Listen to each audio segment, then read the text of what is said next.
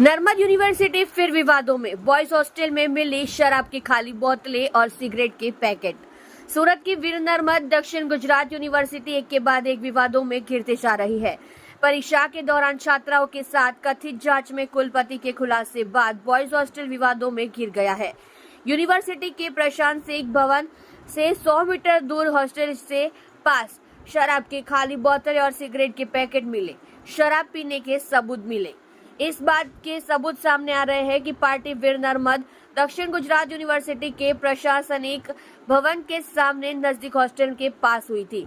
शिक्षा के मंदिर कहे जाने वाले विश्वविद्यालय परिसर में खाली बोतल मिली है, जिससे साबित होता है कि शराब पार्टी हुई थी। तो शिक्षा जगत में हड़कंप मच गया है। छात्रावास में जांच की मांग। अहम बात यह है कि सामने आई कि यूनिवर्सिटी हॉस्टल में कदाचार चल रहा था। कुछ दिनों पहले हॉस्टल में चेकिंग की गई थी, जिसमें एक बाहरी छात्र मिला। छात्रों ने कहा कि अगर हर 6 घंटे पर यूनिवर्सिटी हॉस्टल में चेकिंग की जाए तो ऐसी गतिविधियों पर अंकुश लगाया जा सकता है।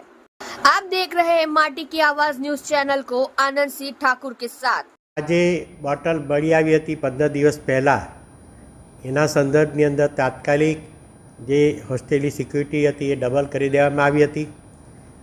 चेकिंग दरमियान जे विद्यार्थीओ आ यूनिवर्सिटी अंदर केम्पस सिवायना विद्यार्थीओ हता एमने तात्कालिक तेमनो प्रवेश स्थगित करवामां आव्यो हतो। फक्त तेओ परीक्षा माटे ज एमने राखवामां आव्या छे अने आगामी वर्षथी तेओने तेओनी कॉलेजमांथी अने आपणी होस्टेलमांथी पण जे विद्यार्थीनो रूम हतो ए बंनेने आवता वर्ष माटे प्रवेशथी दूर पण करी देवामां आव्या छे।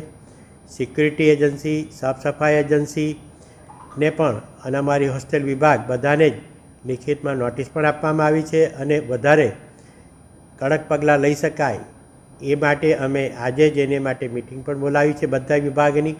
अने आनी साथे अमारा केम्पसमां जे समरस होस्टेल आवेली छे जेनी अंदर 1000 विद्यार्थीओ रहे छे, आ विद्यार्थीओ अलग अलग रीते आवी प्रवृत्ति करीने आ जे छे ए त्यां नाखी जता होय छे, तो ते विभागने पण अमे जरूरी नोटिस आपीने एमने सामे पण जरूरी कार्यवाही शुरू करी है।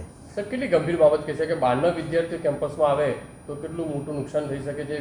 એ કેમ્પસની અંદર વિદ્યાર્થીનીઓ પણ ફરતી હોય છે।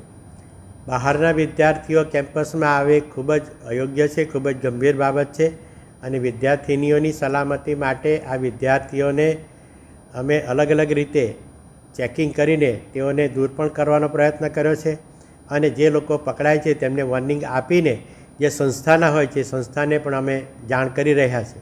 સર પોલીસ કાર્યવાહી કોઈ થઈ કરી ના, આ સંદર્ભની અંદર આ વિદ્યાર્થીઓનું કેરિયર બગડે એને માટે માત્ર જે સંસ્થાના હોય તે સંસ્થાને અમે જાણ કરતા હોય છે અને એના વાલીઓને પણ અમે ફક્ત મૌખિક રીતે જાણ કરતા હોય છે।